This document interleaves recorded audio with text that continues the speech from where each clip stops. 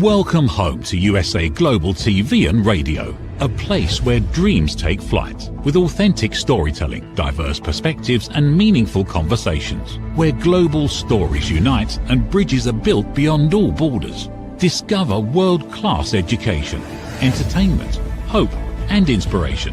Together, we're building bridges worldwide. Subscribe to our channel, USA Global TV. Download our app, USA Global TV. Be our guest or join our team. Visit usaglobaltv.com. Thanks to our founder and executive producer, Dr. Jacalyn Kerbeck. Music score by Yeffy Tang from Cloud Road Music. Voiceover artist Mike Porter. Creative direction by Paul Garcia. USA Global TV and Radio. Your home for global connection. All rights reserved. This video and its contents are the exclusive property of USA Global TV and Radio. Unauthorized use, duplication or redistribution in any form is strictly prohibited. If the voice inside your head belonged to someone sitting on your executive team, would you promote them, coach them, or fire them? Because for many successful people, the most influential person in the room is also the harshest critic. Today, we're talking about the conversations that we have with ourselves, the stories we believe, and how curiosity can help us separate truth from fear. And I'm delighted to be joined in the studio today by our founder, Chief Listening Officer, and my good friend, Dr. Jacalyn. It's such a pleasure to be here. Thanks for having me. Oh, it's such a delight. I always love it when we get to do a show together. And this one is a humdinger because we do have conversations in our head all of the time, but they're running a script, aren't they? They absolutely are. In fact, I was doing some research for a speech I was doing, and what I found out was 47% of the time we are completely distracted. And our thoughts are all over the place. It's very hard to zone in and focus. Wow. I mean, that takes some thinking about, doesn't it? Like almost half the time we're distracted. And yet we think we're so focused, don't we? We think that we're such logical beings. And as we know, because we've shared on this show many times, actually, neuroscientifically, our emotional brain responds 24 times faster than our thinking brain. So very often we're off here with the emotion of what something's made us feel instead of actually what's actually happening right now, factually. But I know one of the things that you're brilliant at, Dr. Jacalyn, and you also train people on, is that elevated listening. And I'd love your thoughts on how we can utilize the skills of elevated listening when we're listening to ourselves. Thank you for the question. I really appreciate that. And I think it does start with us. And I'm just as guilty of doing this because I beat myself up all the time. I think it's much less than what I used to do. If I was beating myself up 100% of the time, now it's maybe 75% of the time. But we have this voice inside of us, our intuition, and our intuition guides us. But many times we just decide not to listen to it for whatever reason. And we basically are saying, okay, I don't trust myself. So if we don't trust ourselves, how can we trust anyone else? How can we ask anyone to trust us? That's such a great point, because it's true, isn't it? Our intuition tells us to do something, and then we leap in with our script we've created to go, no, actually, I don't think that's right. I don't think that's for me. I'm not sure this is where I should be going. And how many times does something go wrong and we go back and go, oh, we should have trusted our gut?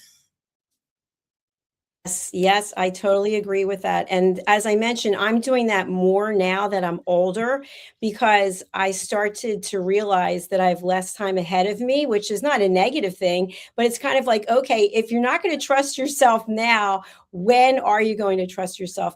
And Kim, I actually found a letter that I wrote to my parents when I was in college. We were cleaning out the house and I was, 18 years old. And in that letter was a very insecure young woman. And I thought to myself, you're still that person in a lot of ways. So when at 63 or after, are you going to say to yourself, you know what, you actually are lovable and worthy of being loved? And I hope that our audience realizes that you don't have to wait until you get to be my age to realize that you have worth and value. Oh, that's so true. And I really appreciate you being vulnerable enough to share that with us, because often we don't, particularly in today's world. We carry the vulnerability, we certainly don't share it, because then it might be more real. Well, it can't be more real. You're already running it all the time in your head. It is your reality. And I look back at myself even like 2 or 3 years ago and don't really recognize who I was then to who I am now, not from an arrogance point of view, but just from a self-compassion. I now look at it and go, I have compassion for every human being. Why could I not have compassion for myself? And I had to really work hard on that. And I don't always get it right, and I do sometimes still beat myself up. And it's amazing how often now my little girl catches me and she goes, "But mummy, you wouldn't say that." So if I get something wrong, I'll say, yeah, I'll be beating myself up. If she gets something wrong, I'm like, it's just a mistake. It's just data. We can move on. So I've noticed now she coaches me back the other way. Oh, how about that? I love that when we stop the process so that as a child, she can actually see and feel and advise, as opposed to when we get older and then we have to hire coaches like you and me to help people undo the behavior that they've already learned. It's so true, because we do, I mean, and we don't realize that we can change it. If what we're saying about ourselves is something we don't like and don't want to think, we can change that. The brain does allow us to rewrite it. We've just got to do it through repetition in the same way that we repeated it to get it there in the first place. But it's knowing the steps, isn't it? It's knowing how to have those conversations. Because I love your thoughts, Dr. Jacalyn, but if I look at myself probably 10 years ago, I didn't like myself. I just certainly wouldn't pick me as a friend. And yet, not because I wasn't kind to other people, because I was, not because I wasn't trying to be helpful, because I was, but I wasn't being kind to myself. I'd completely disconnected that actually you have to include yourself in kindness to be kind. Otherwise, you're not really kind. You're just masking this person who's willing to be truly evil to a human being. Just so happens that human being is them. I completely agree with you. And Kim-Adele, I remember when I was going through my certification process to become a life, career, and executive coach, and the person who was running the program, she said to all of us, the cohort, she said, you have to be able to walk the walk and talk the talk, so that when people come to you, that you're not advising them, and meanwhile you're living a lifestyle that is not that admirable. And you're doing things in your life that you're ashamed of. And I never forgot that. And I thought, we all make mistakes, so it's okay to forgive ourselves, which usually is the most difficult thing. But what can we learn from the mistakes that we've made? And I think one of them is kindness. If we are willing to forgive people in our lives, and you and I could have long conversations about people in our lives who have maybe not treated us with the most respect, but we have to be kind to ourselves because we allowed that to happen, and we have to grow from it. And I hope our audience realizes that being kind to yourself is where it all starts. And that's such a great point, and one that I'm kind of trying to help Scarlett with now, which is actually, you don't have to do something you don't want to do just because the other person wants to. And we sometimes get stuck in those conversations, don't we? Where how do I get out of that? If somebody wants you to go somewhere and you don't really want to go, how do we get out of that? And one of the things I was really bad at for many years was over explaining. So instead of just going, no, thank you, which is a perfectly acceptable response, I would go, oh, no, thanks for asking. And then I'd come up with this elaborate reason why I couldn't possibly attend, rather than just owning the fact that I'm not stopping you going, but I don't want to go as well.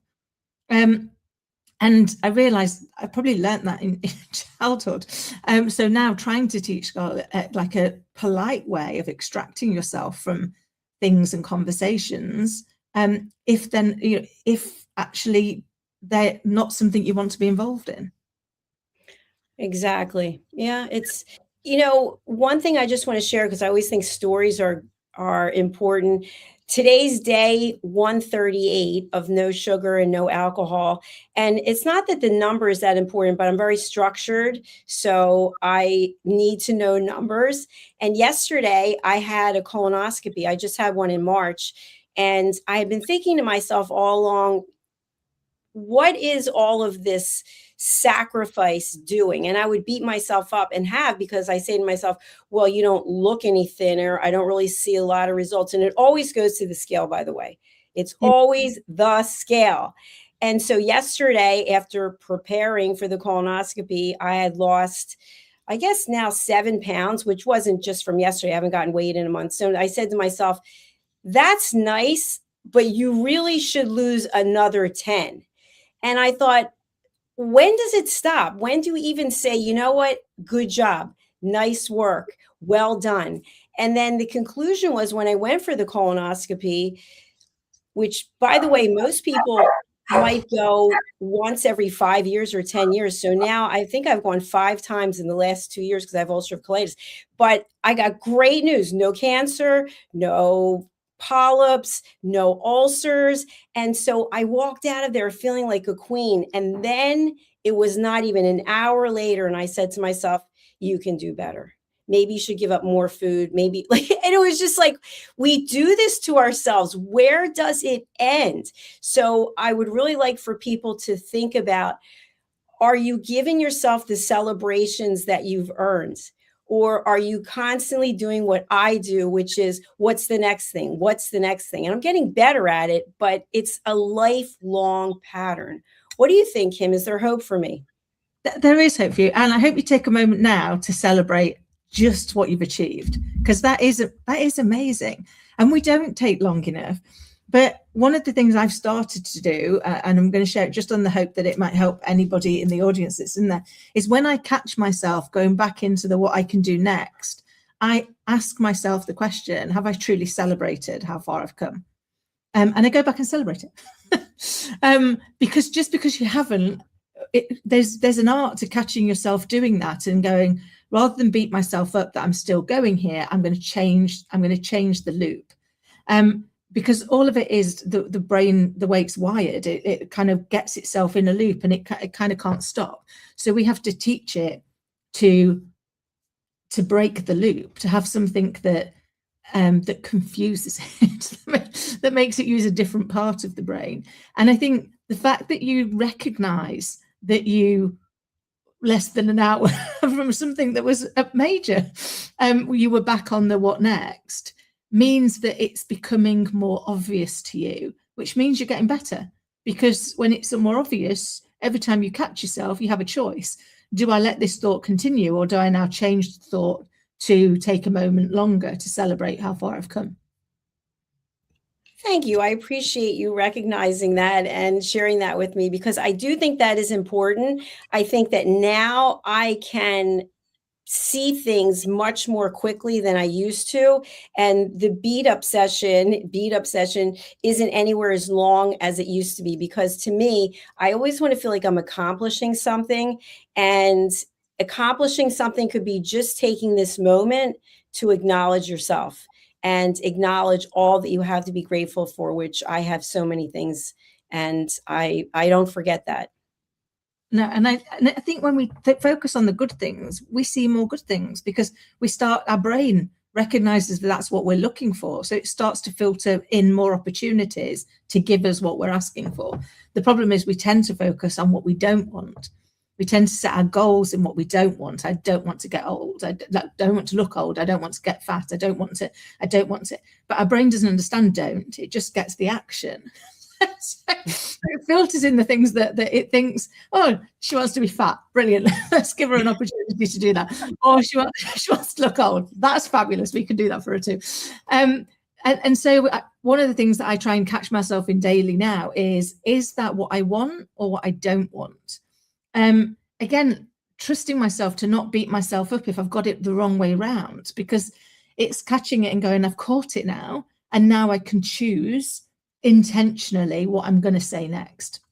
Because as you mentioned earlier in the show, Dr. Jacalyn, we do get things wrong. We make mistakes, but mistakes are only more information. They're more data. Just like success is only more information, more data. So when we realize both are equal, they just give us more information, which allows us to make a more informed decision next time. Then we don't have to wallow in feeling horrendous about ourselves, about the fact that we didn't get it right first time. Very true. And Kim-Adele, and I know that we don't have any script. So there was no conversation about what we're going to discuss today, because there actually was supposed to be a different guest. So what I want to share, which just popped into my mind, I feel exactly where we're going is in alignment with my new book, which is called Stop: Why Knowing Isn't Enough. So we know information, we know what it is we're supposed to do or not do, but the doing it part is where it gets tricky. And so there's a whole mindset and there's all kinds of data and research about why it is that we know we should or shouldn't do something, but we don't actually take action. And one of the examples I want to share is if you think of a bottle of Coca-Cola. A bottle of Coca-Cola, from the research that I've seen, has 39 grams of sugar. And my mother drank 5 cans of Coke every day. That was her thing. And I used to be like ready to pull my hair out because I haven't had soda in probably 30 years. But anyway, I was explaining this to a group of people, and there was an image which was the bottle of the Coke. And then there was a bowl of sugar, which equated to 39 grams of sugar. And when people would see this bowl of sugar, and the question was, would you stop consuming Coca-Cola if you now see how much sugar is in it? And the answer was no. And then there was another image of 2 shot glasses that contained sugar. And imagine you're throwing back the sugar. And the people I was speaking with, they said they still wouldn't stop drinking the soda. So we know information. And if you think about how much sugar you're supposed to have in a day, I want to say it's 25 grams, but I'm not even sure. So 1 can of soda, 1 bottle of soda could just ruin the numbers for the rest of the day. But the feedback was, I don't care. I'm going to drink it anyway. Wow. And I suppose there's lots of things like that, isn't there? That like, I guess I was then think about difficult decisions I've ever had to make. And it's only when where I am became too uncomfortable that I was actually willing to do what I knew I needed to do. Because change is uncomfortable. We don't like change. So we might know that we shouldn't do something, or something isn't good for us, or there's something we should be doing, but actually it's going to involve us changing something we're doing right now. And we don't really like change. It's not how we're designed. It's not, we like to know what it is that we're doing. And I think it's kind of with any change, we experience loss, and nobody likes loss. So we experience loss, and we stay too long on the wrong side of the thing we need to be doing because we're not ready to admit that we're going to have to grieve or something. If you're, it could be loss of identity, could be loss of autonomy, could be loss of the fact you really like the soda. It's not good for you, but you really like the taste, and actually you don't want to accept that change. But I find now with myself, if I really sit and ask myself the questions, what is holding me back? What's making me not implement what I know needs implementing? And just listening to what comes up for me has helped me to make some difficult decisions faster than I've done previously. And a lot of it was having to acknowledge that, yes, I was going to have to lose something. The loss is a big piece of it. I also want to bring up the fact that yesterday, when I was about to get the procedure, I was dealing with a number of nurses, and we were talking about diets and routines. And so I was sharing about what it is that I've been doing, because obviously I'm in a medical situation and I want to make sure that I'm picking the best choices that I possibly can. And what I was told by one of the nurses was that she thought about stopping sugar, and she did it for a week. And she went back. And I said, well, what was the main reason you decided to start eating sugar again? And she said, well, it's a reward. I work hard. I deserve it. And I think that that is part of where we get lost, that I've earned it. I deserve it. Whatever the case may be, we know something isn't good for us, or we know we should be doing something. And it can be as simple as having a conversation with someone. It can be as simple as communicating. I know I should make the call. I know I should have the talk. I know I should think about what I promised to do or the commitment that I made. But you know what? I work really hard and I've put up with a lot, and so on and so on and so on. It's the stories we tell ourselves. It is. I mean, the stories we tell ourselves guides everything, doesn't it? You know, we say it in here before we see it out here, and we don't always spot that. We don't always go back and acknowledge that is what we're doing. We're kind of running the script, and actually now, because we're much more aware of it, I'll catch myself in moments and go, yep, that's a story. That's a story. So pull yourself back from that. Why is it you're feeling the need to tell yourself that story? What is it giving you? And how's it making you feel? And what's the cost of staying where you are? So rather than, for a long time, I used to try and deny that that's what I was doing. Now I use it as, this is my body's way of telling me I need to look here. I need to look at something. So I'm not doing something.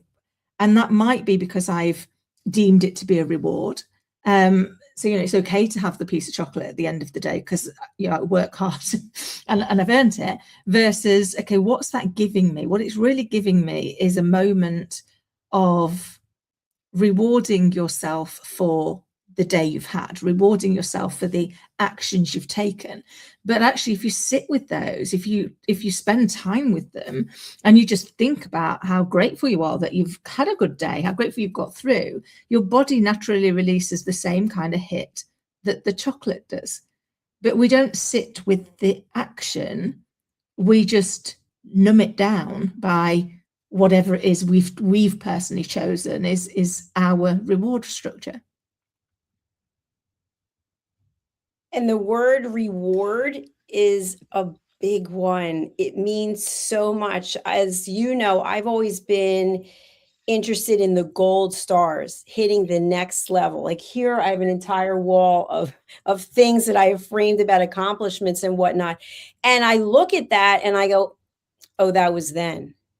That was then. How many years have passed? What's going on today? And it's that endless pressure. But on the other side of it, if you think about people who look at life in a different way, it's kind of like, oh, everything's easy and everything's beautiful.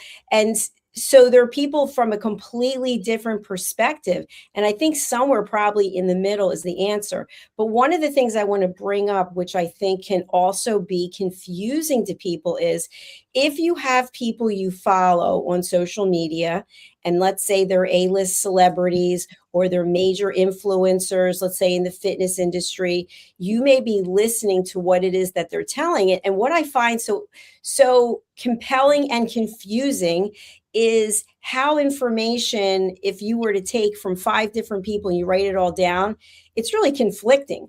One person says to do this, another person says to do that. So one of the most interesting / conflicting things that I've seen from a fitness influencer who's been on a lot of major platforms is that she talks about what women need to do to increase their longevity. And it's not about doing cardio, it's about weight training. And the one thing that she mentioned that really stood out to me was she said, I want you women to stop weighing yourselves because the scale does not tell the true story. And the first thing that popped into my head was, I guess because no one's losing weight. So because no one's losing weight, let's take that metric away.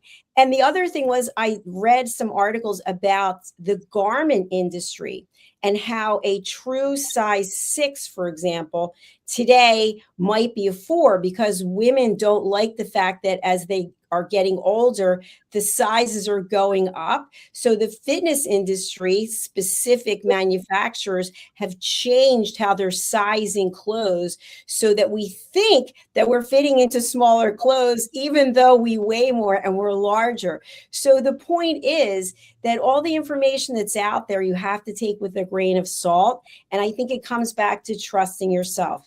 And in the examples I just gave, are you making healthy choices?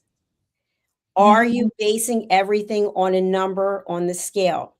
And at the same time, are you avoiding the numbers? Are you going for blood work and you get back whatever the information is and you go, I'll deal with that when I'm older. And then you get to be older and you can't undo what's already been done. And to our point today about conversations we need to have with ourselves, wherever you are in life, whatever your age is, if you avoid those conversations, how is it going to manifest years from now? They're all great points, because I think sometimes we can get conflicting information from various different sources, and I think you've kind of got to try and find your way through. I remember years and years ago, I'm definitely showing my age now, when I used to go on holiday with my friend, and we always used to get a Lonely Planet and a travel guide. We'd get two, and we'd cross-reference everything in both of them, and if it appeared in both, then it meant it was a good thing and we should go to it. Probably a strange way to live our life and live our holidays, but I guess that's what I kind of do now, is go, okay, how many sources can I find the same piece of information in, and not conflicting information, and therefore how does that feel for me? Because I'll be honest, for me personally, I don't like the scales, but I do measurements, because I think, well, that can't lie. Like, if I measure myself, I'll know whether I've got bigger or smaller, because that bit has to be the same. But I guess that was just my personal way through too much conflicting information and trying to almost have clarity on a path, because that can be the other big challenge, isn't it? Is how do we know? How do we really know if we're on the right path? How do we really know if it's making a difference? And it takes me back to when I was running big organizations, and they would have so many metrics, they'd have so many numbers that we needed to look at. But my concern with too many numbers is I could have a sea of red and think everything's going wrong, but my 5 most critical ones are all green. Or I could have a sea of green and think everything's going swimmingly, but my 5 most critical ones are red. So sometimes it's about being really clear on what is the most important data point, and how do we keep looking at that data point consistently to be able to see if there is or is not progress. You really hit the nail on the head on that one. And what's coming up for me is when you mention red and green, I automatically think of, here in the States, blood work. When you get your blood work back, the green are the good numbers. And so I just go right for the red. Where are the red, and where did I miss the mark? And then sometimes I think, well, wait a minute, if they have 50 measures and you miss the mark on 2, what about the other 48? But then I think, well, those 2 could really have an impact on my life, depending on what they are. So sometimes we can get too lackadaisical, I think, on celebrating that whole mindset of everyone gets a trophy. And then also we can be too difficult on ourselves when we're just focusing on the negative. I know many times when I read emails, I scan and look for where's the negative, where I really do. I go there, I go, good. Okay, where is it that we have some work to do? Or where is there a challenge, or where is there a question? And I think in part that has to do, as a business owner, that to me, I don't want to get complacent that I'm celebrating short-term wins when I want to create a legacy. What do you think about that? It's a great point, and I see it a lot. And I will, if it's okay, I'm going to share a story from somebody that I knew many years ago. So I'm probably talking nearly over 20 years ago. My goodness. And I had this girl, she's fabulous. And she came every week. She came to one. She sat this one particular day and she went, oh, it's just awful. I'm I'm behind, I've not done it, I'm really sorry. And I said, okay, let's have a think through. Can I have a look at your goal? And she went, yeah, of course. So I said, right, so your goal was to rewrite the entire induction training for a global bank. And she went, yeah. I said, did you expect to get it done in a week? Well, no. Right, so have you failed, or was your goal so broad that you wouldn't know if you were on track or you're not on track? So right now, I don't know if you're on track or you're off track, because you've got a goal that's this size and you've given yourself a week's timeline. I said, so what we need to do is break it down so that we can actually see if we're making progress. I said, because the only way you're going to deliver something this big, the only way you boil the ocean is a pan at a time. But you have to celebrate that you've boiled the first pan to give you the motivation to boil the second pan. Because I think that's what changes our mindset from this is just too hard to it's becoming more achievable. I'm getting there. There's less ocean now than there was when I started. Still a big goal that I've got to achieve, but I've got somewhere. So for me, I try and, because I was definitely in the, if you're going to go 360, I would look for the negative, even though most of it would be positive. I'd be like, yeah, but who? Like, and they're like, one person came out. It doesn't matter. Like, one person, I could make a difference. And I had a boss who once said to me that he'd never met anybody who beat themselves up as harshly or as regularly as I did, and that if it wasn't so tragic, it would be a key skill. I mean, that's feedback for you. That's feedback right there. So I've had to come a long way from that. And part of it was I never celebrated the win, ever. I just couldn't do it. Whereas now I celebrate it for what it is, a step towards where I'm going. But I take the time to celebrate it, because if not, where do you get that never-ending supply of motivation and inspiration and energy? Because you'd never give yourself a chance to refill that cup. That's true. And sometimes we want to take the cup and throw it against the wall and say, I'm not drinking anymore. But the example I'll use from yesterday, when I got these test results back, and I realized in 35 years, this is the best colonoscopy I've ever had in my life. I thought, you know what? You're doing the right things. All of your efforts have paid off.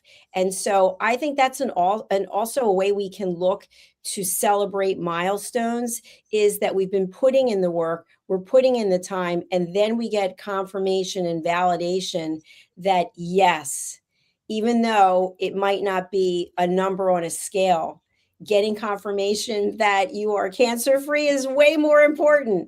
So I think that we have to prioritize too. And sometimes as women, what we do is we take the lowest common denominator, which is what we look like, or how much money we have in the bank, because we've been told all along that men are the ones who make the money. And to this day, I'm sure if we had some statistics, we would still see that probably on average, men are earning more money than women. But we're so versatile, and we're so able to do many things and put on many hats at the same time. Let's celebrate that as opposed to a number on a scale. I couldn't agree more. And actually, it was probably about 8 months ago, but there was some data that showed that it would take another 122 years at our current rate of progress to reach parity when it comes to pay. Wow. So that in there, because you asked about stats. That's one of those that sticks in my head.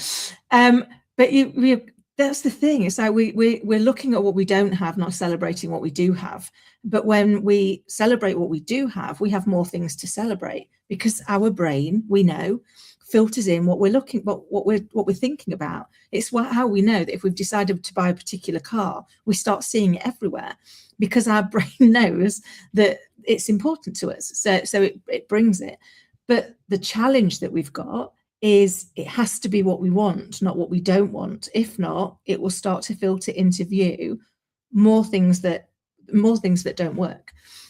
So one of the things that Scarlett and I do every day is, in the morning, we say what it is we'd like to achieve that day. And then in an evening, did we get there? Let's celebrate. If we didn't get there, did we know why? We haven't, and therefore, what can we do differently tomorrow?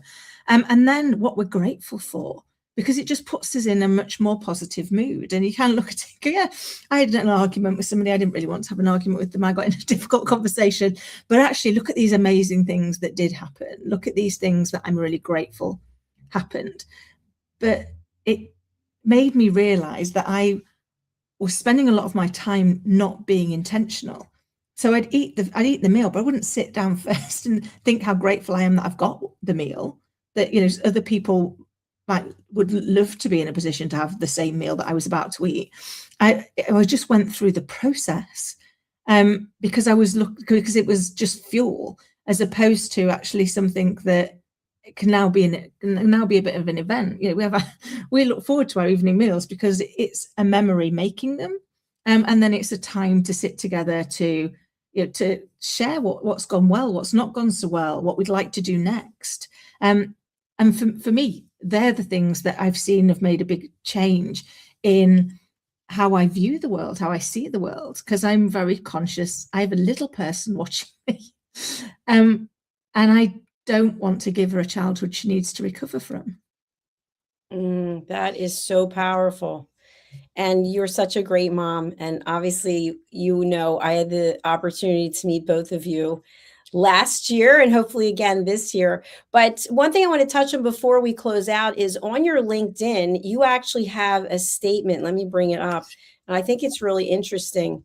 It is where judgment matters more than answers. Tell us a little bit about this.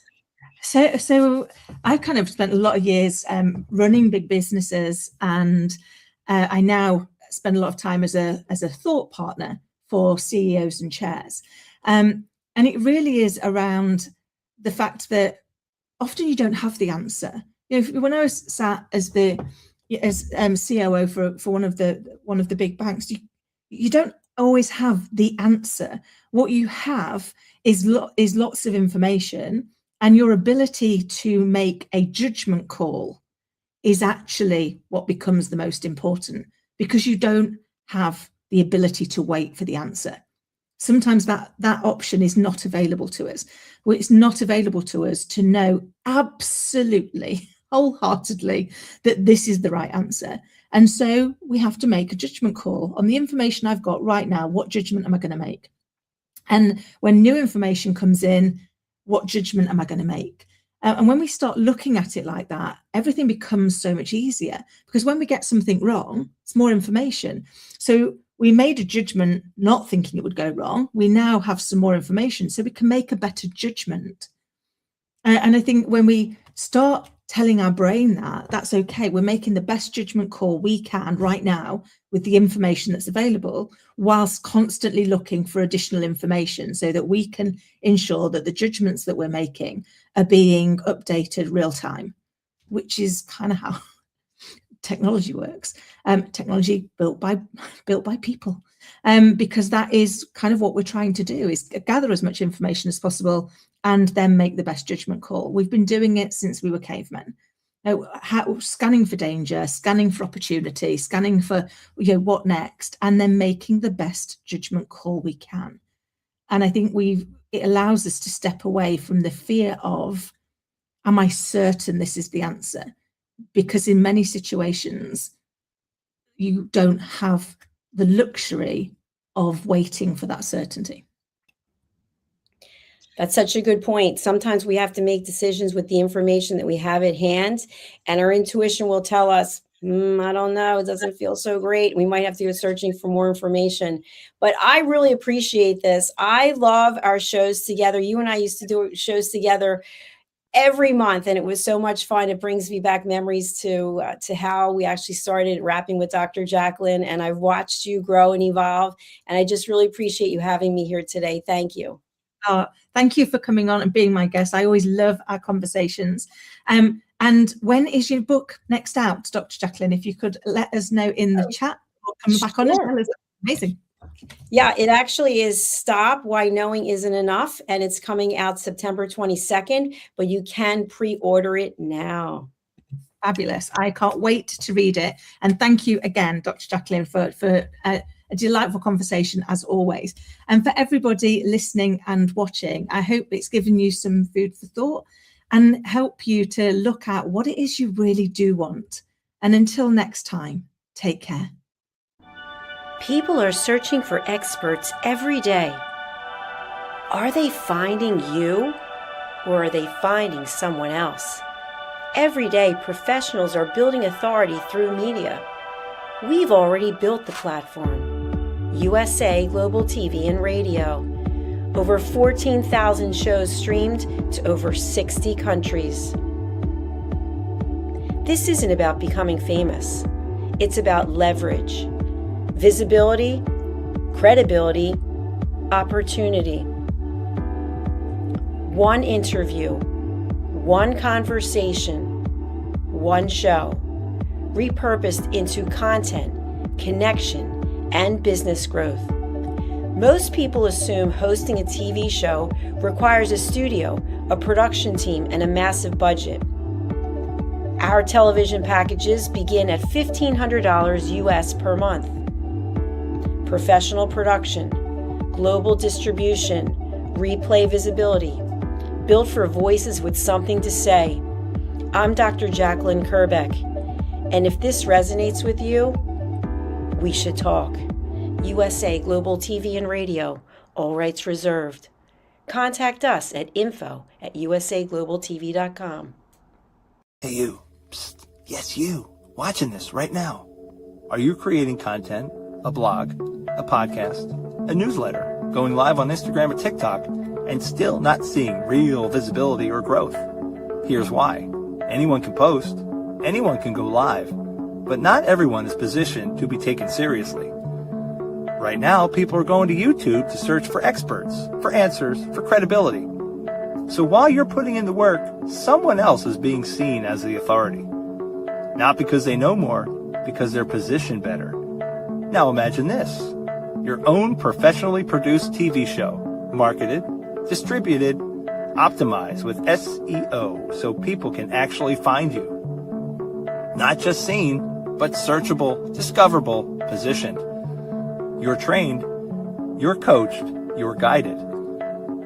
No experience necessary, but you do have to be coachable, because this is about stepping into a higher level. This isn't about doing more, it's about doing it right.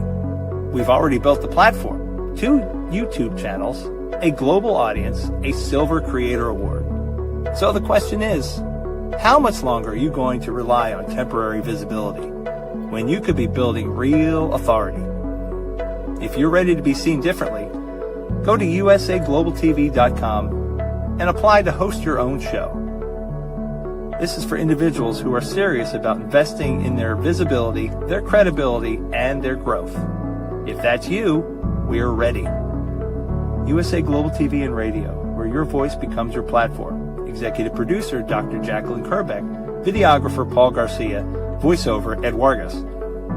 All rights reserved. This production is the exclusive property of the USA Global TV and Radio and may not be reproduced, distributed, or used without written permission. Thank you, viewers and listeners of USA Global TV and Radio, for joining us today. We're honoured to have your time and attention as part of our global community.